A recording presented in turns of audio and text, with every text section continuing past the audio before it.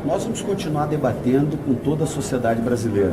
A nossa visão é de que a oposição está alimentando uma crise política no país desde o momento em que decidiu não aceitar o resultado eleitoral de outubro de 2014. E agora o ponto clímax dessa disputa é o momento em que, sem nenhum motivo, sem que consiga colocar à luz da opinião pública o único crime cometido pela Presidenta da República, a oposição tenta caçar um mandato com base num processo de impeachment que não tem nenhuma legitimidade. Aliás, é instalado e coordenado por um dos políticos mais corruptos do Brasil, o deputado Eduardo Cunha. Então, de fato, este impeachment, golpe, ele não resolve os problemas da população brasileira, ele ataca a democracia brasileira e ele aposta, inclusive, numa divisão da sociedade brasileira que não é boa para o futuro da democracia e nem da economia do país. O ex-presidente Lula ainda não conseguiu assumir a Casa Civil.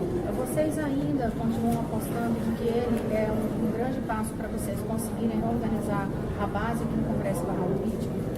Nós temos absoluta convicção do papel do presidente Lula. Ele fortalece muito o governo, ele está atuando, inclusive, ativamente neste momento. Infelizmente, algumas poucas decisões de primeira instância estão impedindo a posse definitiva. Mas eu tenho certeza e convicção de que alguém que não está respondendo a um único processo, que não foi condenado por um único crime, não pode ter cassado o seu direito de assumir um ministério escolhido pela pessoa que tem legitimidade para escolher ministros, que é a presidenta Dilma, que recebeu esta delegação de 54 milhões de brasileiros e brasileiras. Então, nas próximas horas, imagino eu que por decisão, inclusive, da Suprema Corte do país, em que eu confio plenamente, porque o judiciário brasileiro está funcionando dentro da mais alta normalidade.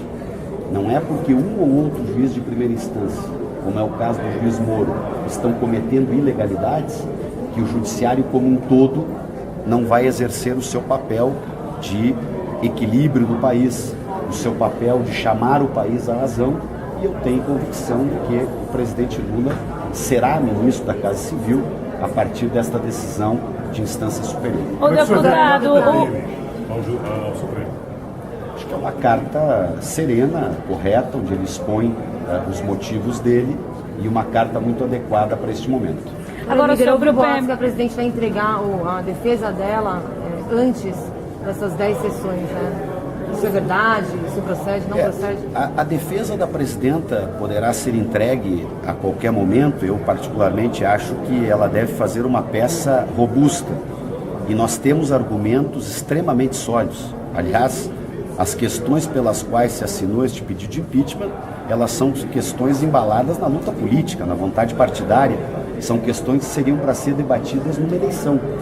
Eleição, sim. Alguém pode dizer, olha, eu acho que quem deve governar o país é Michel Temer, porque ele defende o programa A, ou B ou C.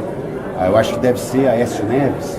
Agora, dizer, por exemplo, que o uso de um mecanismo de um adiantamento temporário da Caixa Econômica Federal para pagar o Bolsa Família é motivo para caçar o mandato de uma presidenta da República, aí teria que caçar o mandato de quase todos os governadores do país. Porque isto que chamam de pedaladas, na verdade é um mecanismo contábil que é usado sempre na gestão pública. Se mudar a regra, tem que mudar para frente e não para trás. Voltando à questão dela, que é sobre esse prazo, o senhor tem alguma informação sobre que prazo o presidente pretende enviar isso para cá? Não tenho. Sobre o que vocês acham sobre esse ritmo de oposição e o presidente já está colocando essas todos os dias até... Sobre o presidente da Câmara, né, ele, obviamente, faz tudo o que tem que fazer para defender-se. Ele que é réu no Supremo Tribunal Federal, decisão tomada por 10-0.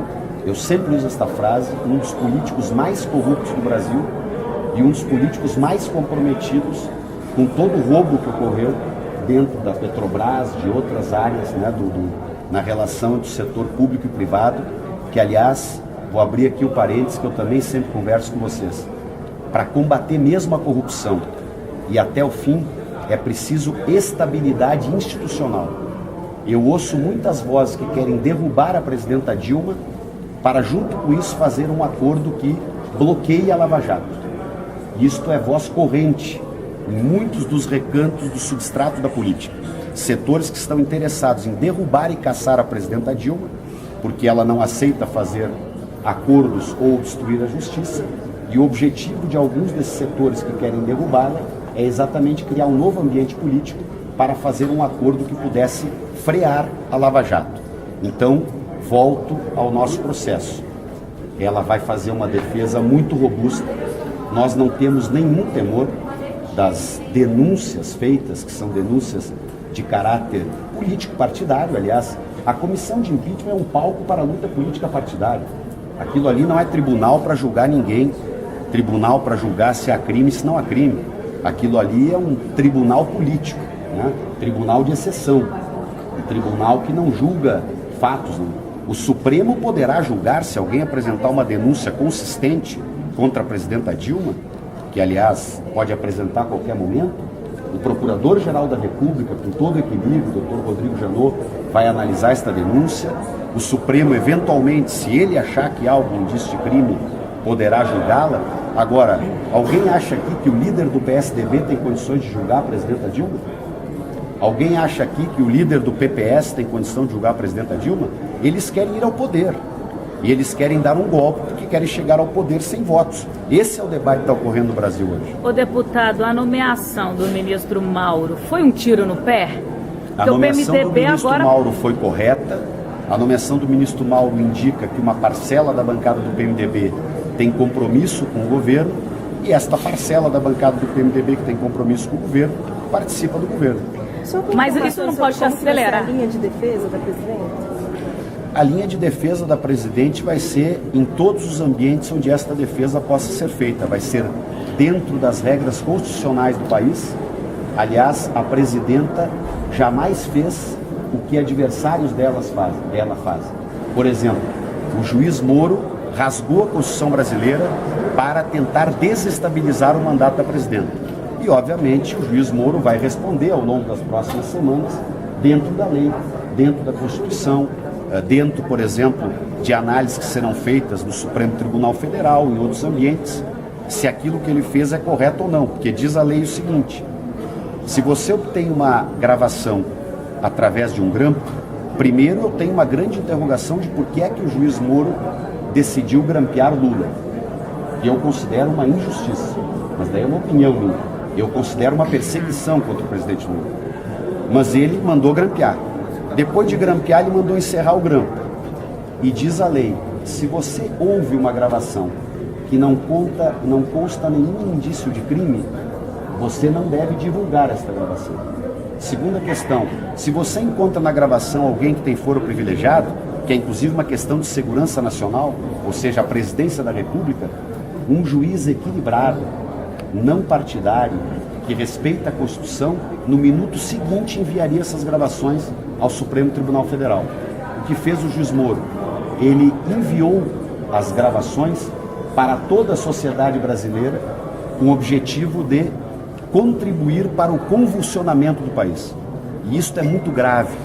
Nós precisamos de vozes de sabedoria, de equilíbrio, vozes que procurem colocar um freio a esta guerra política que, como eu digo, nasceu da ideia da oposição de não aceitar o resultado eleitoral e tentar caçar o mandato da presidenta Dilma sob qualquer argumento.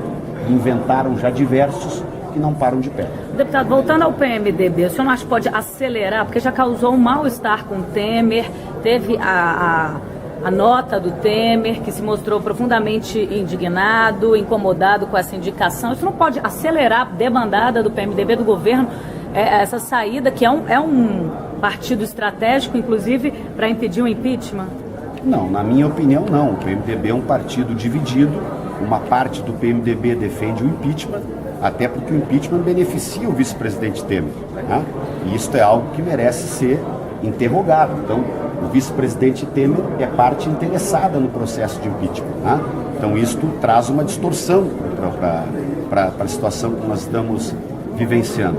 Mas uma outra parte do PMDB entende que a normalidade constitucional, que o respeito à Constituição brasileira é mais importante e que nós não devemos apostar no caminho do golpe, né? Porque o que está em curso hoje no Brasil, nós vamos debater muito isso nos próximos 60, 90 dias, o que está em curso é uma tentativa de golpe institucional, com a participação de alguns setores, de alguns juízes de primeira instância, com a participação clara da oposição político-partidária, que desde outubro do ano passado não deixa a presidenta governar, não permite que o Brasil consiga, de fato, trabalhar para resolver os problemas que ele tem que resolver e aposta, eu quase que diria assim, a oposição está trabalhando com um único ponto no seu programa. Temos que caçar o mandato da presidenta Dilma. O Temer ela faz... perde a eleição e no dia seguinte da eleição ela diz, como aliás foi dito em relação a Getúlio Vargas em outro período histórico. Dizia Carlos Lacerda sobre Getúlio Vargas, não pode ser candidato. Se for candidato, não pode ganhar a eleição. Se ganhar a eleição, não pode assumir a presidência. Se assumir a presidência, não pode governar. É assim que a oposição está tratando o mandato legítimo da presidenta Dilma. Deputado, o Temer faria parte dessa conspiração, então? Não, na opinião do senhor? Você fala que nenhum. Ele é o principal beneficiário? De jeito algum, só que isso é um fato público e notório. Né? A formatação do impeachment é uma formatação que levaria Temer à presidência da República. Então, ele é parte interessada nesse aspecto, ele não faz parte de conspiração nenhuma, mas o povo brasileiro tem que saber que aqueles que entendem que a solução para o país é caçar o mandato da presidenta Dilma, estão dizendo que a solução é um governo de Michel Temer. É isso que diz na Constituição. Então nós temos que esclarecer a opinião pública brasileira do que está em jogo. Porque tem gente que está na rua, e eu encontro falas, que pensam que vou escolher outro presidente da República. Só vão escolher outro presidente da República em 2018. É ali que vai haver eleição. É ali, inclusive, que nós apresentaremos a candidatura do presidente Lula. Agora, derrubar a presidenta Dilma hoje significa dizer que o melhor para o país é retirar a presidenta Dilma e o país ser governado por Michel Temer. Né? E eu digo de novo, vou repetir aqui. Mas esse descontentamento... É voz corrente em diversos ambientes da política que se procura construir um acordo político de parte de alguns setores.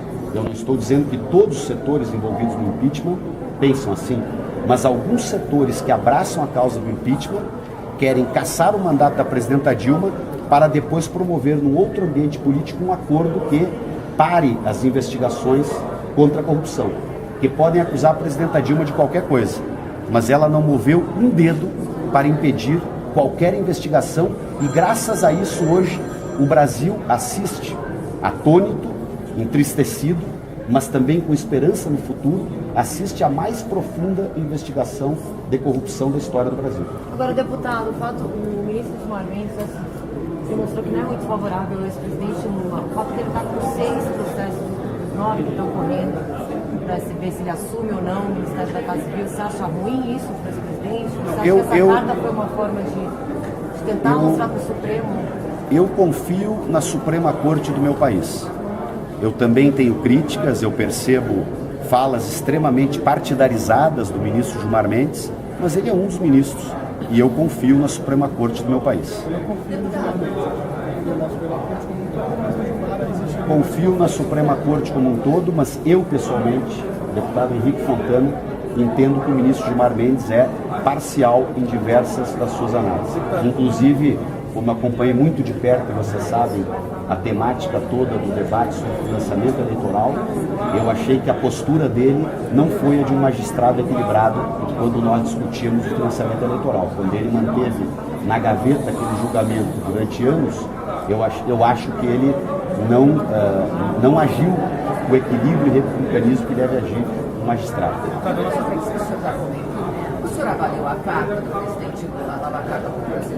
Eu achei uma carta excelente, uma carta equilibrada e de quem quer ajudar o país a retomar a normalidade democrática, de quem quer ajudar a retirar o país deste ambiente de golpismo.